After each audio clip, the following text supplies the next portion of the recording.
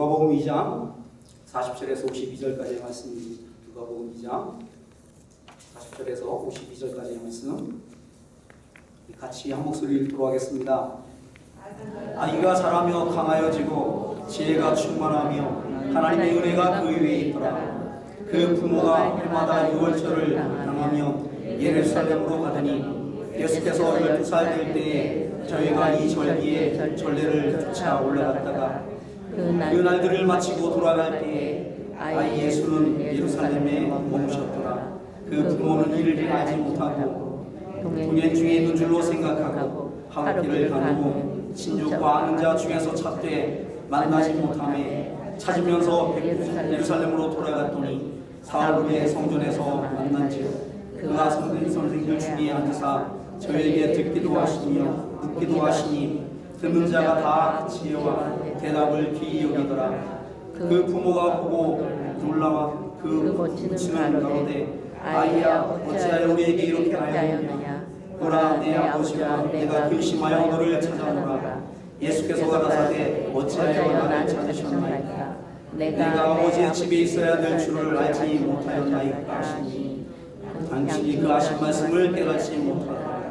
예수께서 한 가지로 내려가사 나사렛에 이르되 순종하여 받으시더라. 그 묻히는 이 모든 말을 마음에 두니라.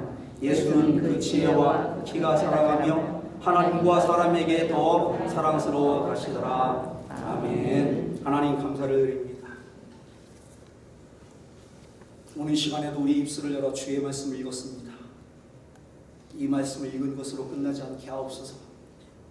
이 말씀은 살아있는 하나님의 말씀인 줄 믿사오니 이 시간에도 우리의 영과 혼과 골수를 찔러 쪼개기까지 하며 우리의 잘못된 생각들을 변화시키기에 하나님의 말씀은 살아있고 생명 있는 줄 믿사오니 이 시간 우리를 그렇게 변화시켜 주옵소서.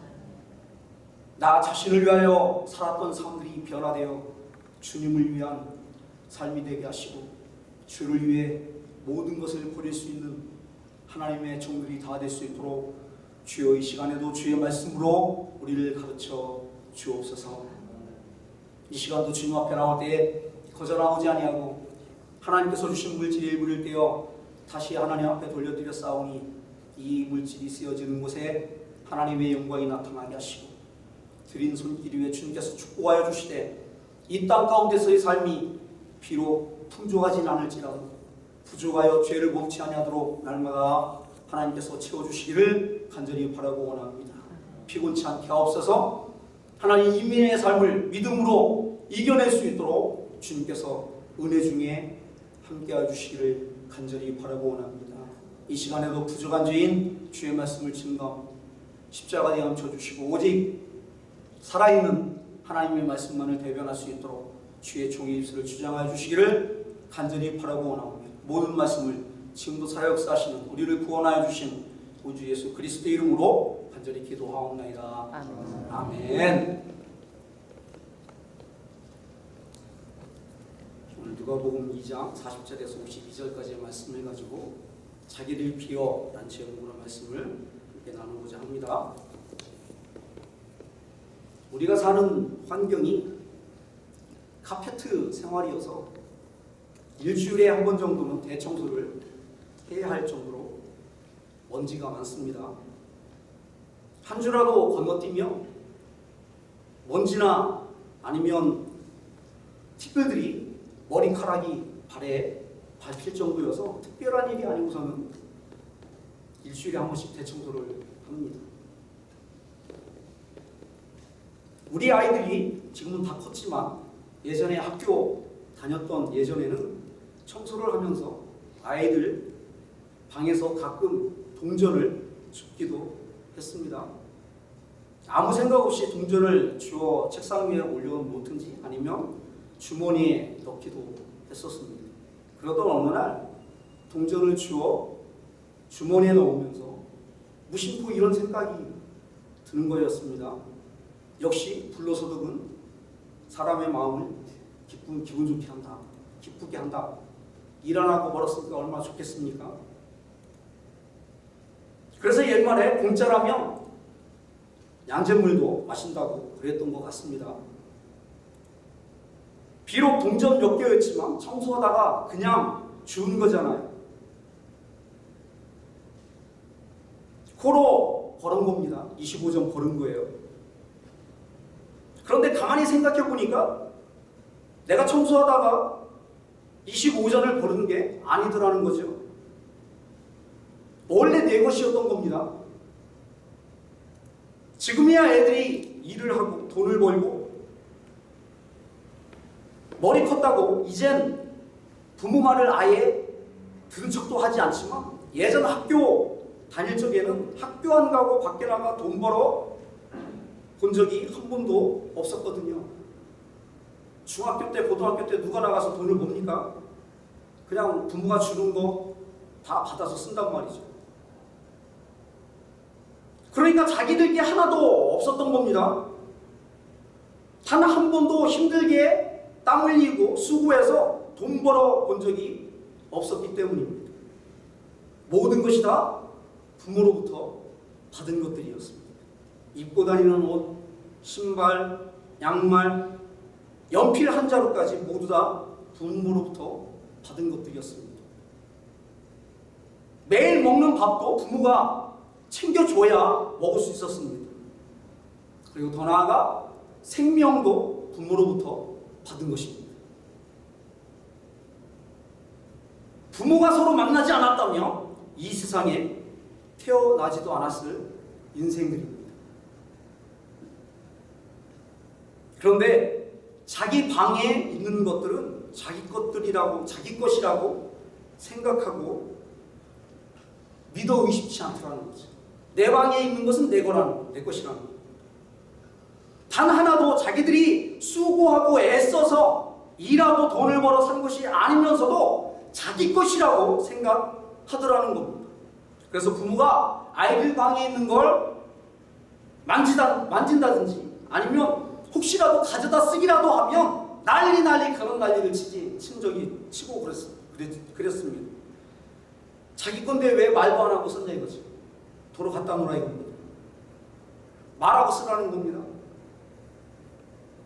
생떼를 쓰고 울고 불고 하면 대개의 부모들은 못 이기는 척 미안하다고 오히려 사과를 하고 다시 사주곤 합니다. 아이러니하지 않습니까? 원래 모든 것이 다 부모 것이었는데 왜 부모가 미안해하고 사과해야 하죠? 더 이해가 되지 않는 것은 예전에 TV의 광고에 부모가 아이에게 아이스크림 하나를 사줬는데 옆에서 계속 한 입 달라고 그러는 겁니다. 그러니까 이 아이가 얼굴에 다 묻히고 먹다가 하도 아빠가 옆에서 한 입만 그러니까 입에다가 넣어주는 거예요. 자기가 먹던 걸 입에다 넣어주는 거예요. 그랬더니 그 아빠가 얼마나 기뻐하던지요. 활짝 웃으면서 너무 즐거워하는 겁니다. 너무 행복해하는 겁니다. 자식 입에 들어갔다 나오는 것을 먹는 게 뭐가 그렇게 행복하죠? 그까지 아이스크림 언제든지 얼마든지 박스채 사다 놓고 먹을 수도 있는데도 왜 아이가 먹던 걸 입에 넣어주는데도 그게 그렇게 좋았던 걸까요? 제 자식이거든요. 만약 남의 자식이 입에 넣었던 것이라고 한번 생각해 보세요. 자기 남의 자식이 입에 넣었던 걸 빼서 먹으라고 주면 그거 맛있겠습니까? 아마도 툭 치면서 더럽게 왜 이래? 그랬을 거예요. 너나 먹어. 안 먹겠다고 이야기를 했을 거예요. 그런데 내 자식은요, 입에 넣었던 걸 도로 뱉어서 줘도 그게 그렇게 맛있단 말입니다. 자식이니까 그런 거예요. 그렇게 키웠는데 크고 나면 저 혼자 잘나서 큰 줄 안 되니까요. 하나님과 우리의 관계가 바로 이렇다는 겁니다. 하나님께서 천지 만물을 창조하셨습니다. 누구나 다 아는 사실이죠. 우리도 고백을 합니다. 하나님이 천지 만물을 창조했습니다. 정말 그걸 믿으세요? 정말 그렇게 믿고 계십니까? 하나님께서 천지 만물을 왜 창조하셨을까요? 하나님 혼자 보고 즐기시려고요? 내가 만든 거니까 다 내 거야. 그 노릇 그런 게임 하려고 하나님께서 천지 만물을 창조하셨을까요? 나는 전지전능한 하나님이야, 이거 자랑하고 싶으셔서 천지 만물을 창조하셨을까요? 아닙니다. 하나님의 형상대로 사람을 만들고 창조하신 사람에게 주고 싶으셔서 천지를 창조하셨던 겁니다. 천지 만물을 창조하실 때 아담과 하와가 하나님을 도운 게 하나라도 있나요? 전혀 한 것이 없습니다. 아무것도 한 것이 없어요. 하나님은 맨 마지막 날, 그것도 맨 마지막에 사람을 창조하셨습니다. 다시 말하면 이 천지 만물 중에 인간의 손이, 인간이 만든 것이 개미 새끼 한 마리, 모래 한 알, 먼지 하나도 없다는 사실, 하나님이 다 만드셨어요. 인간은 이런 것들을 만들어낼 능력이 애초에 없습니다. 애당초 없습니다. 왜? 우리는 피조물이기 때문입니다. 우리는 조물주가 아닙니다. 우리는 창조주가 아닙니다. 우리가 다 할 수 있을 것 같지요? 밤에 탑도 쌓을 수 있고 달나라도 가고 화성에도 가니까 인간이 신이 된 것 같지요? 하나님이 된 것 같지요? 그러나 인간은 피조물입니다. 아무것도 우리의 힘으로 할 수 있는 것이 하나도 없습니다. 하나님이 다 만들어 놓으십니다. 이미 하나님께서 다 만들어 놓으셨습니다. 무에서 유를 창조해 낼 수 있는 것은 오직 하나님 한 분밖에 없으십니다. 인간은요, 이미 만들어져 있는 것들에서 조합을 해서, 조립을 해서 무언가를 발견해내고 발명을 해낼 수밖에 없습니다. 창조가 아니라 말 그대로 발견해내고 발명해낼 수밖에 없는 존재들입니다. 그리고는 자화자찬을 하지요. 창조가 아니라 말 그대로 발견이고 발명인데 자화자찬을 하는 겁니다. 내가 창조해낸 작품이라고 얘기를 하는 겁니다. 우리 교회가 오늘 설립 17주년 예배입니다. 저는 이것을 늘 강조합니다. 설립이라고. 창립이 아니라 설립이라고. 기독교 교회 역사 중에 창립교회는 단 하나, 예루살렘 교회가 창립교회입니다. 예루살렘 교회 이후에 세워지는 모든 기독교 교회는 설립인 겁니다. 그런데도 여전히 창립이라고 이야기하는 교회들이 얼마나 많은지 모릅니다. 창조해내고 싶은 거예요. 새로운 것을 자꾸 창조해내고 싶은 겁니다. 우리는 예루살렘 교회와 연관 있는 게 아니라는 거지. 우리 교회는 독립교회로 하나님 앞에 창립된, 최초로 세워진, 기독교 역사 이래 최초로 세워진 교회라고 이야기를 하는 겁니다. 기독교 교회입니까? 기독교 교회가 아닙니다. 기독교 교회는요, 설립입니다. 설립. 아이들이 내 방에 있는 것들은 모두 내가 창조해낸 내 작품이라고 우기는 것과 같은 것입니다. 자기 방에서 무언가를 만들어냈다면 그게 창조입니까? 아닙니다. 이미 있는 것들을 재조합한 것밖에는 안 되는 겁니다. 사탄이 인간들을 유혹하고 미혹해서 넘어지게 만드는 것이 바로 이 부분인 겁니다. 네가 만들었으니까, 네 손으로 만들었으니까, 네 머리로 만들어냈으니까 네가 창조해낸 것이라고, 그러므로 네 것이라고 옆에서 자꾸 속삭이는 겁니다. 네 인생을 네가 알아서 살아. 뭘 하나님을 믿는다고 해? 네 생각대로, 네 가치관대로 그냥 살아. 뭘 하나님을 의지해? 사탄이 옆에서 계속 속삭이는 거예요. 이게 사단이 하와에게 속삭였던 내가 선악과를 따먹으면 내가 곧 하나님처럼 된다는 말인 것입니다. 아담이 선악과를 따먹기 전에는 모든 것이 다 하나님 것이었습니다. 부정할 수 없었어요. 자기 생명까지도 하나님 것인 것을 아담이 알고 있었어요. 그러니까 하나님께서 창조하셨다는 것을 수긍했고 인정했습니다. 모래 하나까지도 모두 다 하나님께서 창조하셨고 하나님 것이라는 것을 인식하고 있었습니다. 자기 자신도 더불어 하와도 말입니다. 모든 것이 하나님의 창조에 감사를 했고 하나님의 은혜에 감사했습니다. 그런데 선악과를 따먹고 죄가 들어오자마자 아담의 생각이 180도 바뀌게 되었습니다. 모든 것이 하나님 것이 아니라 내 것, 내 것이라는 생각을 하기 시작했다는 것입니다. 그 증거가 창세기 1장 12절에 있습니다. 아담이 가로되 하나님이 주셔서 나와 함께 하신 여자 그가 그 나무 실과를 내게 줌으로 내가 먹었나이다. 무슨 말이냐 하면 하나님께서 하와를 만들어서 내게 주신 게 맞지요? 예, 맞지요. 하나님이 하와를 내게 주신 것이니까 내게 맞죠? 하와가 내 것이 맞죠? 예, 맞습니다.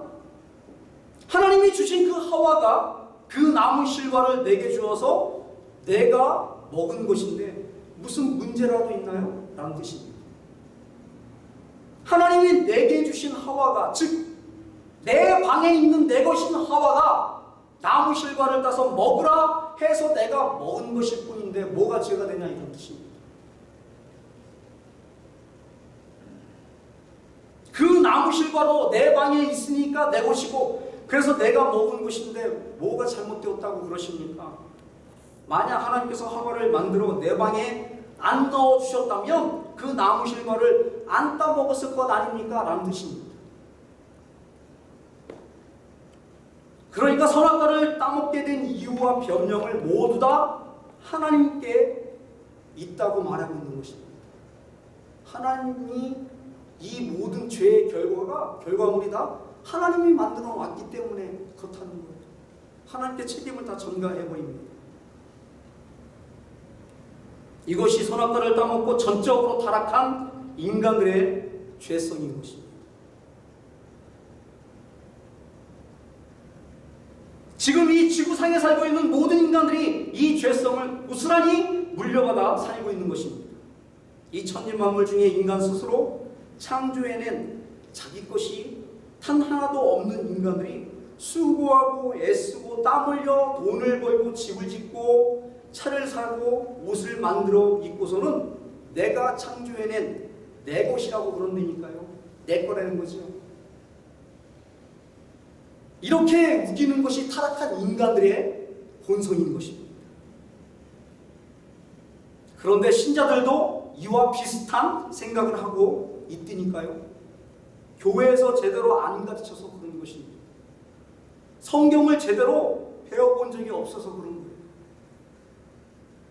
하나님 말씀을 제대로 들어본 적이 없어서 그러는 겁니다. 하나님이 주신 것을 자기 것이라고 그런다니까요. 내게 어디 있습니까? 내 생명이 내 것입니다. 여러분들의 생명이 여러분들 거예요. 하나님이 주신 것이고 하나님 거란 말이죠. 이걸 가장 잘 알았던 사람이 아브라함이란 말입니다. 100세 때에 얻은 아들 이삭이 내 게 아니라 내 것이 아니라 하나님 거라는 것을 너무나 잘 알고 있었어요. 아브라함. 그래서 하나님이 다시 달라고 하시니까 사흘길을 걸어가 모리아산에서 하나님께 드리려고 했던 것입니다. 그래서 하나님이 그때 내가 이제야 라고 말씀하시고 지금까지 이런 인간을 본 적이 없으셨거든요. 하나님. 도대체 얘는 뭐야? 얘는 도대체 뭐길래 지 자식을 하나님 거라고 인정을 하고 모리아산까지 데리고 나와 하나밖에 없는 자식을 하나님 나에게 드리려고 했던 거야. 내가 이제야 알겠다는 거야.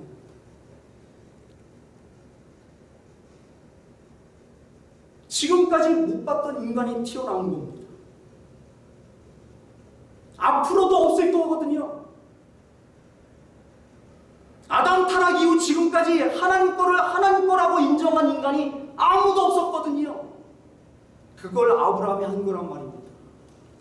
그래서 아브라함이 믿음의 조상이 되는 거예요. 믿음을 설명할 때 아브라함을 빼놓고서는 믿음을 설명할 수가 없게 된 것입니다.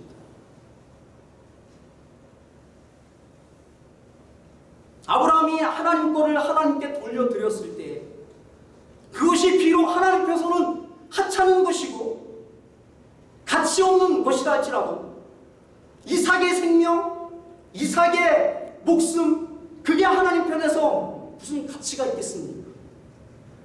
우주 만물을 창조하실 수 있는 창조주 하나님께서 고작 아브라함의 아들 이삭의 생명이 그렇게 탐이 나셨을까요? 하나님 편에서는 아무 가치 없는 겁니다. 아무 보잘것없는 거란 말이에요. 그냥 죽어도 상관없는 인생인 겁니다. 그런데 하나님께서 그걸 그토록 기뻐하셨다니까요. 감격해 하셨다니까요. 마치 어린아이가 자기가 먹던 것을 빼서 부모 입에 넣어주었을 때 눈물을 그렁그렁 거리며 그렇게 좋아라 했던 부모처럼 말이죠.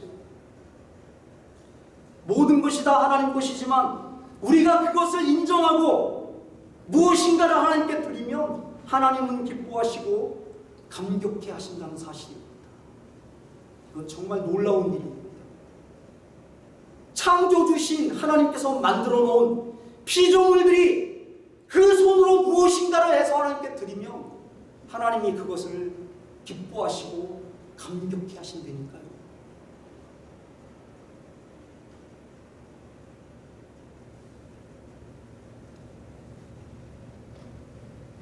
이걸 모르고 하는 교회, 봉사, 구제, 헌신, 전도, 헌금, 기도 이딴 것들은요 종교적 행사밖에 되지 않는 겁니다. 그래서 헌금을 하고서도 그게 그렇게 아까워할 수밖에 없게 되는 겁니다. 내가 피땀 흘려 돈 벌어 헌금했는데 그걸 마음대로 써? 이딴 생각이 어떻게 나올 수가 있죠? 내 것이라고 생각하기 때문입니다. 내가 힘들게 돈 벌어 하나님께 헌금했는데 왜 마음대로 쓰냐 이겁니다. 하나님께 드렸음에도 불구하고 여전히 내 것인 겁니다. 내 거인 거예요. 내 방에 있는 건데 왜 네 마음대로 써 이겁니다. 그게 인간들인 거예요. 내게 있는 모든 것이 다 하나님 것입니다 라고 인정한다는 게 얼마나 대단한 일인지 모릅니다. 이게 바로 내 자신을 부인하고 내 십자가를 지고 나를 쫓을 것이니라 라고 말씀하셨던 자신의 부인입니다. 나 자신을 스스로 부인하지 않으면 도무지 하나님을 쫓아갈 수가 없습니다. 나 자신을 부인하지 아니하면 십자가를 지지 아니하면 예수 그리스도의 뒤를 쫓아갈 수 없습니다. 예수께서 제자 될 수 있는 제자로서의 삶에 정의를 내린 것이 내 자신을 부인하고 내 곁에 있는 십자가를 지고 나를 쫓을 것이니라 했던 겁니다. 가진 것 모든 것 다 팔아 하나님께 드리라고 하지 않았어요. 나 자신만 부인되면요 그딴 것들은 아무것도 아닌 거가 되는 겁니다. 아브라함이 자기 자신을 부인하게 되니까 이삭을 하나님께 바칠 수가 있었던 겁니다. 하나님은 하나님께서 창조해 주신 이 세상이 모두 다 내 것이라고 우기며 살고 있는 인간들에게 마지막으로 한 가지를 더 주셨습니다. 대단하시죠? 마지막으로 한 가지를 더 주셨어요. 하나님이 만들어 주신 것들에 감사를 하고 감사치 아니하고 오히려 자기 것이라고 우기는 인간들을 모두 제하여 버리셔도 아무 할 말이 없는데 그런 그들에게 오히려 한 가지를 더 주신 것입니다. 그게 뭐냐면 바로 예수 그리스도이십니다. 그러니까 하나님은 전부를 다 주신 거예요. 자기 전부를 다 주셨어요. 우리들에게 천지 만물을 창조해서 우리들에게 주셨고 하나님이 주신 것을 내 것이라고 우기고 있는 그들에게 우리들에게 예수까지 주신 겁니다. 마지막.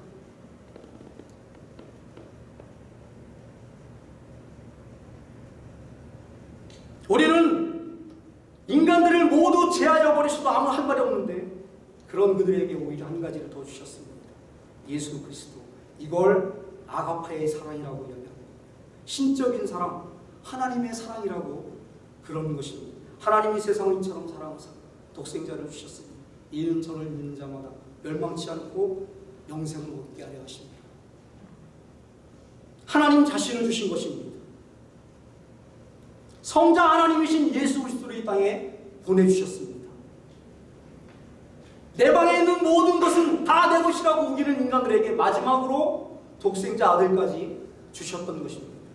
이 예수 그리스도가 내 방에 있는 것들을 모두 다 빼앗아 가려 오신 줄 착각했던 유대인들이 결국 이 예수를 십자가에 못 박혀 죽게 만들었던 겁니다.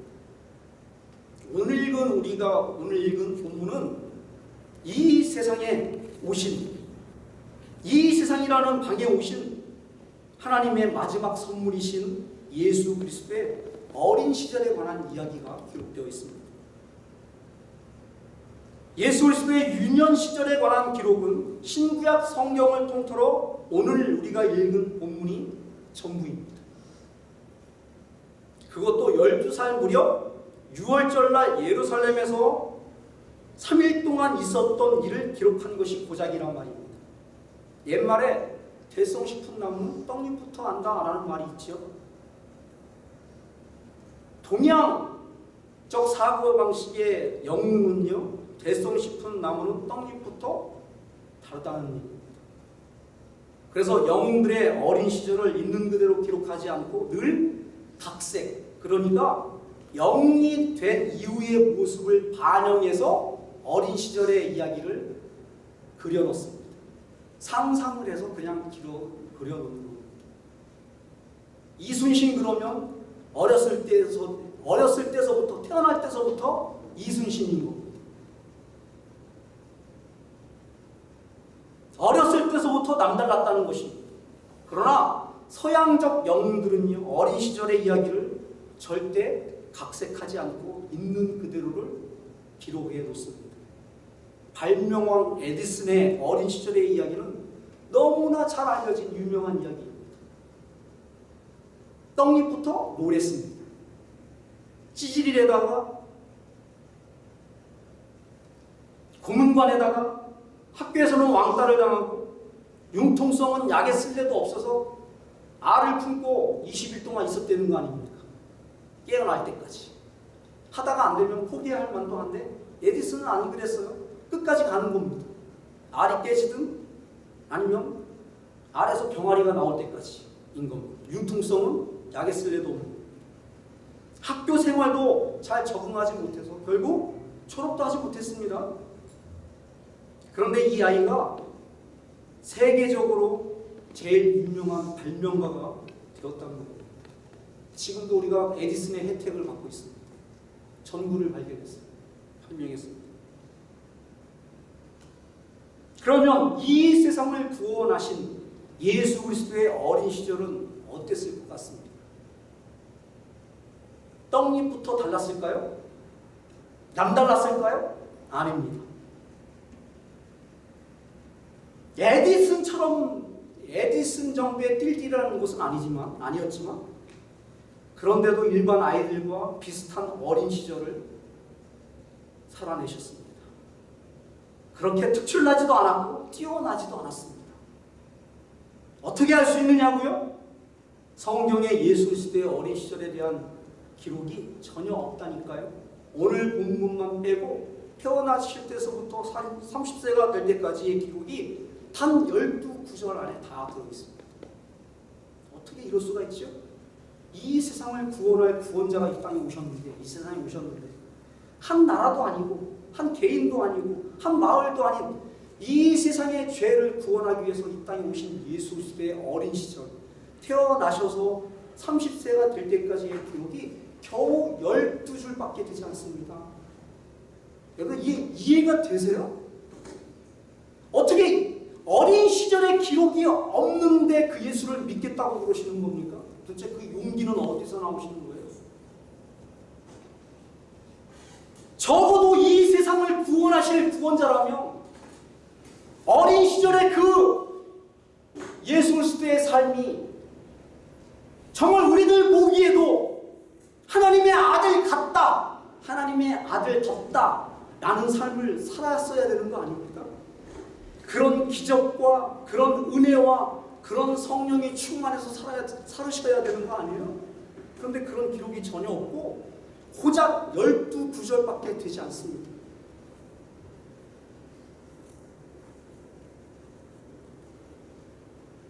우리가 성경 읽을 때 성경을 이해하는 것을 방해하는 구절이 있는데 그게 40절과 52절입니다. 한번 볼까요? 40절에 뭐라고 이야기하고 있죠? 아기가 자라며 강하여지고 지혜가 충족하며 하나님의 은혜가 그 위에 있더라. 52절 예수는 그 지혜와 그 키가 자라가며 하나님과 사람에게 더 사랑스러워 가시더라 라고 이 두 구절이 나옵니다. 그래서 사람들은 이 구절을 읽으면서 예수님의 어린 시절이 결코 평범하진 않았을 것이라고 추측을 하게 되는 것입니다. 제가 신학교를 다니던 시절에 크리스천 다이제스트라는 기독교 월간지가 있었습니다. 아마 기억나실 분들 계실 거예요. 크리스천 다이제스트. 거기에 예수님의 어린 시절이라는 제목으로 연재를 한 글을 읽었을 때가 있었습니다. 예수의 어린 시절에 대한 이야기를 성경 이외의 기록들, 그러니까 구절이나 아니면 외경이나 위경이나 역사가 요세푸스가 남긴 기록들과 고대 문서들을 토대로 각색을 해서 소설처럼 엮어낸 그런 글이었습니다. 예수님의 어린 시절. 궁금하시죠? 저도 궁금해서 읽어봤습니다. 도대체 예수님의 어린 시절은 어떻게 사셨을까? 이 글의 내용에 어떤 내용이 나오냐면 예수께서 2살 무렵에 헤롯 대왕이 2살 아래 사내 아이들을 모두 다 학살해 버려라 라는 명령을 하셨고 요셉과 마리아가 천사로부터 그 이야기를 듣고 애국으로 피신을 하게 되어집니다. 어린 아기 2살밖에 되지 아니하는 어린 예수를 안고 도망가다가 갈대밭에서 그만 길을 잃고 넘어지게 됩니다. 그때 헤롯의 군사가 바로 정면에 앞까지 쫓아옵니다. 이제 잡히면 죽는 겁니다. 그때 이 어린 예수가 갑자기 주변에 있는 갈대밭을 크게 만들었답니다.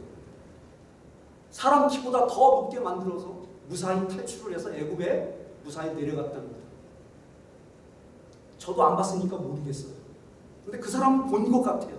어떻게 그렇게 묘사를 잘했는지 저도 읽으면서 신기하다 그랬습니다. 그랬을 것 같아요. 예수님께서 자기 부모가 위협에 빠져 있는데 그냥 두고 보겠습니까? 하나님인데, 예수가 하나님인데 2살밖에 되지 않았지만 하나님이시잖아요. 그러니까 가능할 수도 있겠다 싶은 겁니다. 애굽에서 나사렛으로 돌아온 후에는 또래 아이들과 같이 놀 때에 흙으로 찰흙으로 무언가를 만들어서 새 모양을 만들어서 예수께서 딱 던지면 그게 새가 됐답니다.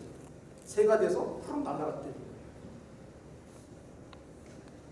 동물들을 만들어서 딱 던져놓으면 그게 호랑이가 되고 사슴이 돼서 펄쩍펄쩍 뛰어다니는 겁니다. 그럴듯합니다.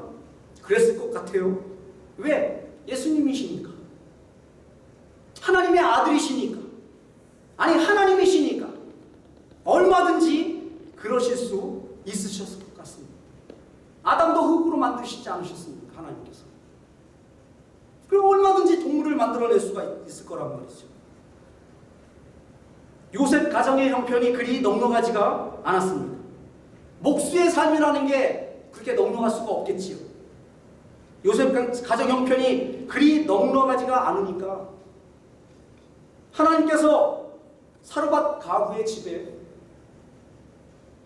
떡가루통이 다하지 아니하고 기름통이 다하지 아니하도록 날마다 채워주셨던 것처럼 하나님의 아들이셨던 예수 그리스도께서 자기 가정에, 요셉 가정에 기름통과 떡가루통에 밀가루와 그리고 기름이 마르지 않도록 날마다 채워 놓았다는 거예요. 굶으면 안 되니까. 자기 부모가 굶고 형제 자매들이 굶으면 안 되니까 예수께서 그렇게 하셨다는 겁니다. 예수께서 목수일을 가업으로 이어서 목수일을 하실 때에도 책상 다리를 4개를 잘랐는데 하나를 잘못 잘라서 짧게 자르면 그 순간 다시 자라나게 하셔서 4개가 딱 맞게 만드셨다니. 이런 이야기들을 들으면 실제 예수께서 그렇게 하셨을 것 같은 생각이 들지 않으세요? 예수라면 그렇게 하셨을 것 같습니다. 그러나 예수께서는 이런 소설 같은 어린 시절을 사시지 않으셨다고 성경이 증거하고 있습니다. 마태복음 13장 53절에서 58절을 보시면 예수께서 이미 많은 기적을 베풀어 주셨고 천국 복음을 그 이전에도 많이 가르쳐 주셨는데도 불구하고 나사렛 사람들이 예수의 가르침을 듣고 놀랬다고 했습니다. 나사렛 사람들은 예수가 어렸을 때서부터 30세가 될 때까지 같이 살았던 마을 사람들입니다. 지금에는 옆집에 숟가락이 몇 개 있는지 모르죠. 누가 사는지도 모른단 말이에요. 서로 나만 내 위주로 살기 때문에 그렇습니다. 내 가족, 내 교회, 내가 아는 사람 그 위주에 집중해서 살고 있죠. 지금은. 그러나 옛날에는요, 한 마을에 들어가면 마을 사람들이 전부 다 아는 거예요. 어느 집에 숟가락이 몇 개 있는지까지 아는 겁니다. 다 아는 거죠. 그런데 예수께서 마태복음 13장이면 그동안 수많은 기적들과 천국 복음을 전하고 난 다음에 나사렛 가서도 하나님의 말씀을 전하고 기적을 베풀어 주었더니 나사렛 사람들이 어떻게 반응을 했다고요? 믿지 아니했다고요. 만약 예수께서 어렸을 때부터 30세가 될 때까지 나사렛에 살고 계시면서 아까 이야기했던 그런 기적들을 베풀어 주셨다면 어느 집이 굶고 앉아 있어요. 그래서 예수께서 떡을 만들어 주시고 기름을 만들어 주셨어요. 어느 집 애가 병이 들어 죽게 되는데 예수께서 그 병을 낫게 해주셨어요. 어느 가정에 환란이 생겼는데 예수께서 가셔서 그것을 다 해결해 주셨어요. 그건 아마도 예수께서 30세 되는 해에 공생애를 시작하실 때 나사렛에 있는 모든 마을 사람들이 다 예수를 쫓았을 겁니다. 이분이 바로 메시아라고, 이분이 바로 하나님의 아들이라고, 우리가 봤다고, 와 보라 이는 그리스도가 아니냐, 갈릴리 사람들 나사렛 사람들이 했어야 하는 말인 겁니다. 그런데 오히려 나사렛 사람들이 예수 그리스도를 무시하고 멸시를 하고 안 믿었다니까요. 예수께서 뭐라고 말씀하셨죠? 메시아가 선지자도 자기 동네, 자기 마을에서는 인정을 받지 못한다 하시며 더 이상 나사렛에서 하나님의 말씀을 전하지 않았다고 했습니다. 안 하는 거예요. 왜요? 못 알아들으니까. 예수님은요, 하나님의 말씀을 전하실 때 못 알아듣잖아요. 그러면 오히려 더 비유로 말씀하셨어요. 더 못 알아듣게 하시기 위해서. 못 알아들었어? 그래? 그럼 난 더 어렵게 얘기할 거야. 왜요? 듣는 자는, 있는 자는 더 들어서 더 있게 만드시고 없는 자는 그 있는 것까지 빼앗아서 있는 자에게 준다고 하셨거든요. 이게 얼마나 두려운 말씀인지 모릅니다. 여러분들 하나님의 말씀이 알아들리세요? 예수 그리스도의 말씀이 알아들리세요? 그럼 다행인 거예요. 그럼 복입니다. 알아들려야 되는 거예요. 하나님이 하시는 겁니다. 계속 말씀하시는 겁니다. 요한복음 7장 5절에 보면 이는 그 형제들이라도 예수를 믿지 아니하니라, 기가 막힌 구절이 나오는 겁니다. 예수님에게는 친동생이 6이나 있었습니다. 남동생 4명, 여동생 2명. 그런데 그 형제들이 모두 다 예수를 믿지 아니했답니다. 언제요? 요한복음 7장 5절에 이미 하나님의 말씀을 다 전하고 기적을 베풀고 옆에서 지켜봤던 예수님의 형제들이 예수를 믿지 아니했다니까요.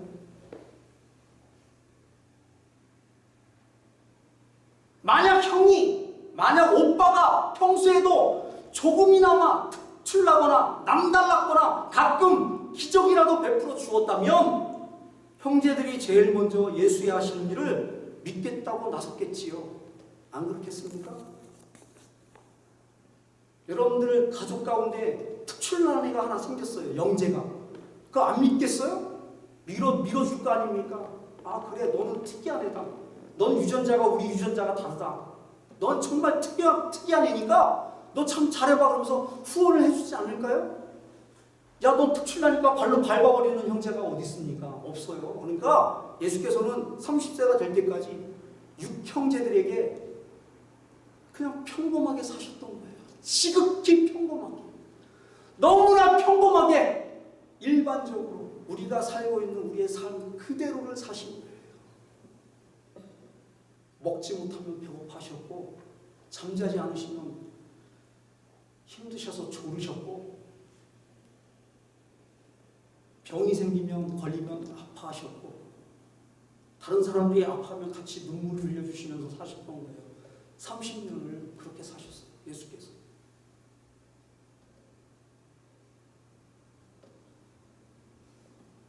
부모인 요셉과 마리아도 예수를 믿지 못했습니다.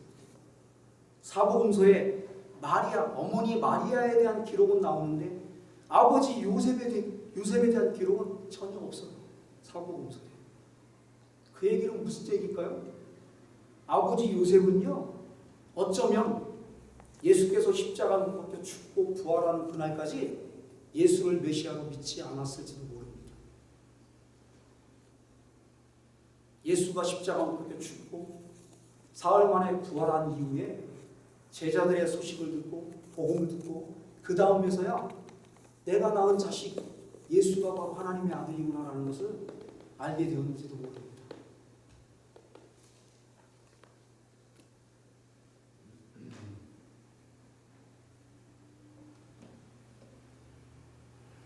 예수께서 공생애 동안 하고 다니는 것을 보고는 예수의 형제들이 믿지 않을 정도로 너무나도 평범한 어린 시절을 사셨던 것입니다. 그러면 40절과 52절에 강하여지고 지혜가 충족하고 하나님의 은혜가 그 위에 있었고 그 키가 자라고 하나님과 사람에게 사랑스러워 가셨다는 말이 무슨 말일까요? 이 말이 무슨 말일까요?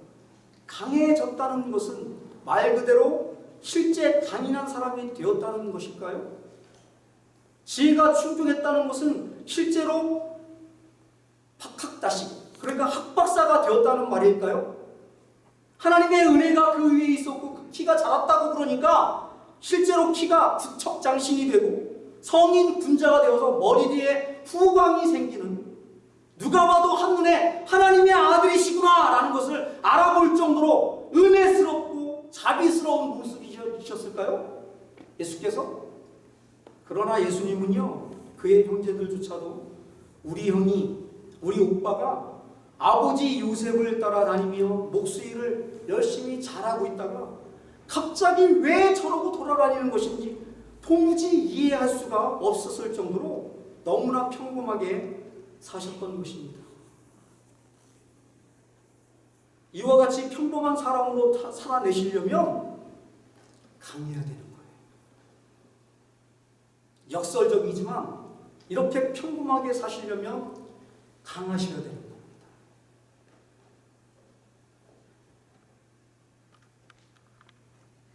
지혜가 충족해야 되는 것입니다. 죽은 자를 전능하신 분이, 바다 위를 걸으실 수 있으신 분이, 죽은 자를 살리실 수 있으신 분이, 소경의 눈과 안진뱅이와 중풍병자와 혈루증을 단번에 고치실 수 있는 그런 능력을 가지신 분이 요셉의 아들로 부모님과 6 형제들을 부양해야 하는 목수의 일을 하며 무려 30년 동안 목수로 평범하게 사셨다는 것은 기적 같은 일인 것입니다. 그러니 얼마나 강해져야 이렇게 살 수 있는 거란 말입니다. 얼마나 참아내고 인내하고 견뎌내야 이렇게 살 수 있는 거냔 말이에요. 인간은 어떻습니까? 자기에게 조금이라도 힘이 생기고 권력이 생기면 세상을 홀라당 뒤집어 버리잖아요. 그 아무것도 아닌 권력 가지고 나라 전체를 말아먹잖아요. 그게 인간인 거예요. 아무것도 아닌 권력, 사람의 생명을 살릴 수도 없는 그 권력 가지고 세상을 아예 통째로 말아먹는단 말입니다. 그게 인간인 거예요. 그런 힘과 권력을 가지고 남을 위해, 남의 유익을 위해 조용히 희생하며 사는 그런 인간이 이 세상에 어디 있겠습니까? 그러나 예수 그리스도는 그런 인간과는 완전히 다르게 사셨습니다.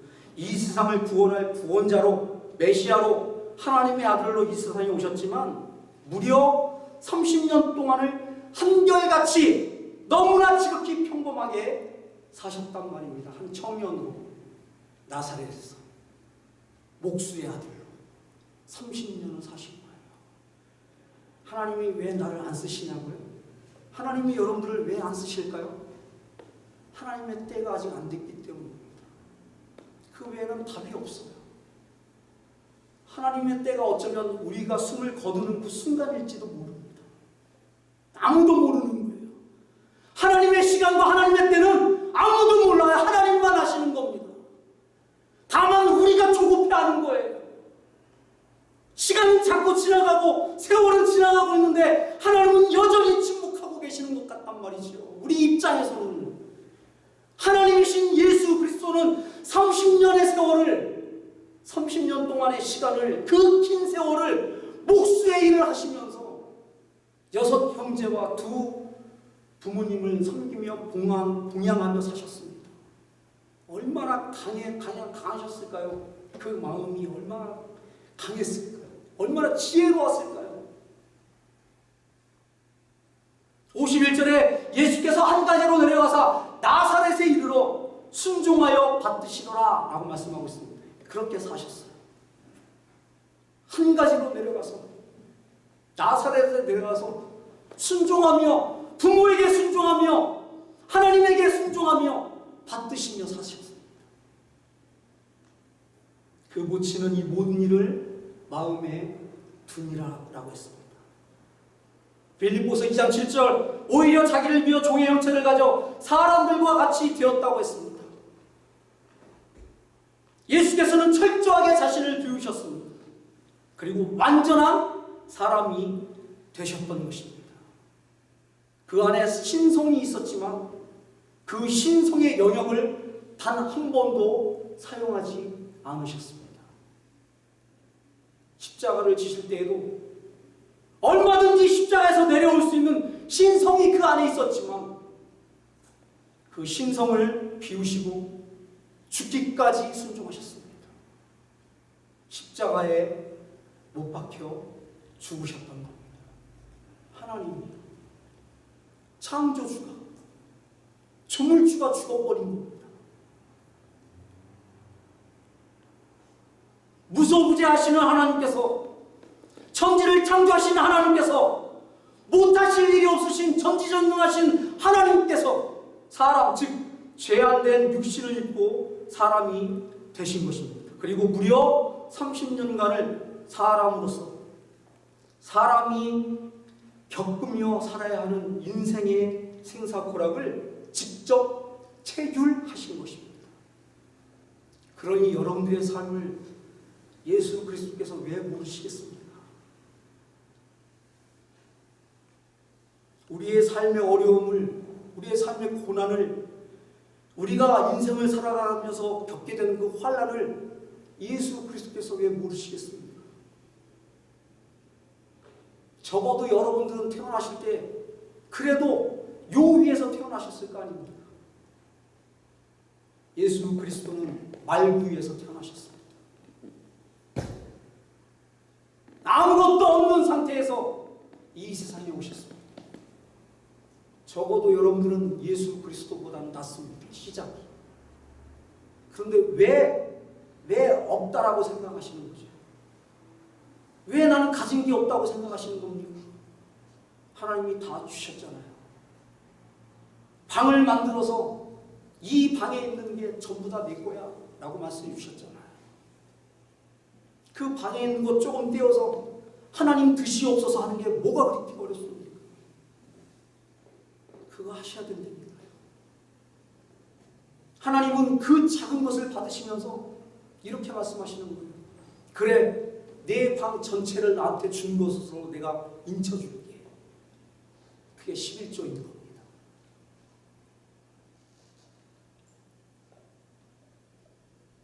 10의 1만 받으시고는 나머지 다 받은 것으로 쳐줄게 하시는 거예요.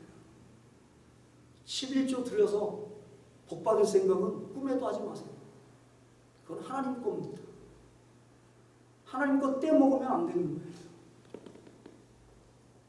그런데 여태까지 11조를 복 받는 비결증으로 생각을 해서 그렇게 이야기를 했다고 합니다. 11조 열심히 잘해야 복 받는다. 그 복 받아서 뭐 하실 건데? 이 땅 가운데 아방궁 짓고 여기서 살 겁니까? 여기가 전부가 아니잖아요. 언젠간 가야 되잖아요. 하나님 부르시면. 하나님이 부르시는 그 나라에 쌓아놓아야 될 거 아닙니까? 그래서 최소한도로 드리라고 하신 게 11조인 거예요.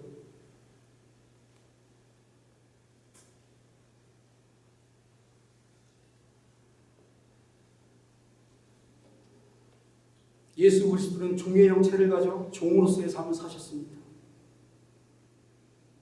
얼마든지 하실 수 있는 능력이 있고 초월적인 힘이 있을 때에도 하나님의 때가 이를 때까지, 하나님의 시간이 찰 때까지 기다리고 또 기다리셨습니다. 사람은 할 수 없습니다.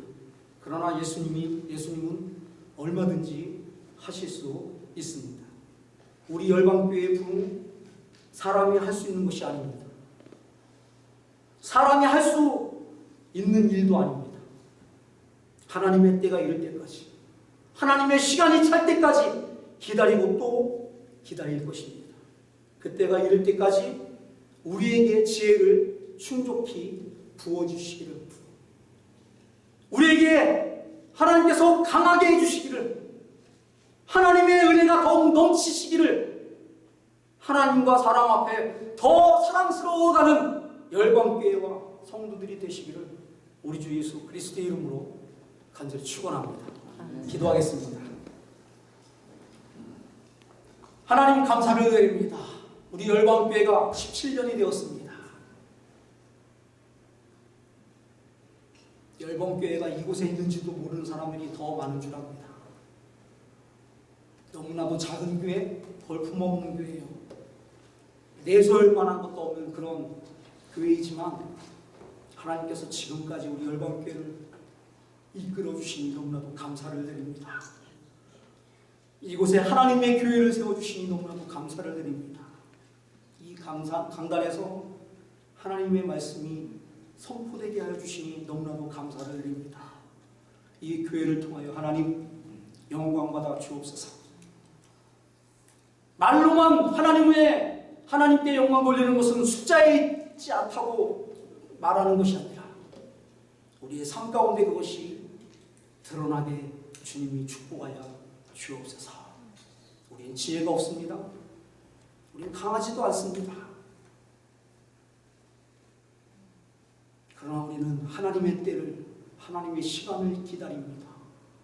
예수께서 그렇게 사셨던 것처럼 30년 동안 지극히 평범하게 메시아로 이 땅에 오셨지만, 온 인류를 구원할 구원자로 이 땅에 오셨지만, 너무나도 평범하게 6 형제들까지도, 부모까지도 예수의 그 복음의 말씀을 듣고 믿지 못할 정도로 너무나도 지극히 평범하게 사셨지만 그 안에 강함이 있었고 지혜가 있었습니다. 하나님의 때가 차기까지 그 시간을 묵묵히 견뎌내셨습니다. 그래서 성령의 9가지 열매 중에 맨 마지막이 인내의 열매인 줄 믿습니다. 주여 우리에게 인내의 열매를 허락하여 주옵소서. 마지막까지 끝까지 하나님의 나라가 이를 때까지, 하나님의 때가 이를 때까지, 하나님의 시간이 찰 때까지, 그때까지 기다리고 또 기다리고 또 기다릴 줄 아는 우리의 삶이 될 수 있도록 주여 축복하여 주옵소서. 예수께서 30년 동안 우리가 살아야 되는 인생의 삶을 그대로 사셨습니다. 먹을 것이 없어 줄이기도 하셨고, 병이 들어 아파하시기도 하셨으며, 주변의 환자들을 바라보며 고쳐주지 못하는 지금의 상황을 마음 아파하셨을, 눈물을 흘리시며 안타까워하셨을 그 예수님을 생각해 봅니다. 로마의 핍박 아래 고통받고 있는 하나님의 백성들이 울부짖는 소리도 들으셨을 겁니다. 30년 동안 그것을 참아내고 버텨내야 된다는 것이 얼마나 힘들고 어려운 일이었는지 우리는 상상을 할 수가 없습니다. 언제라도, 당장 지금이라도 울부짖는 그 하나님의 백성들을 구원하고도 남을 만한 힘이 있고 능력이 있음에도 불구하고 하나님의 때가 찰 때까지 묵묵히 버티셨습니다. 인내하셨습니다. 어쩌면 이빨이 다 닳도록 이를 갈며 이겨내셨는지도 모르겠습니다. 그리고 30년이 지나고 하나님의 때가 참에 3년 반 동안 그 몸에 불을 붙이시고 이 세상에 빛이 되셨습니다. 세상의 빛으로 이 세상에 왔는데 어둠 가운데 있는 인간들이 그 빛을 알아보지 못했습니다. 그 방에 있는 것을 다 빼앗아 버리고 쫓아내버릴 줄 알고 예수를 십자가에 박혀 죽여버렸습니다.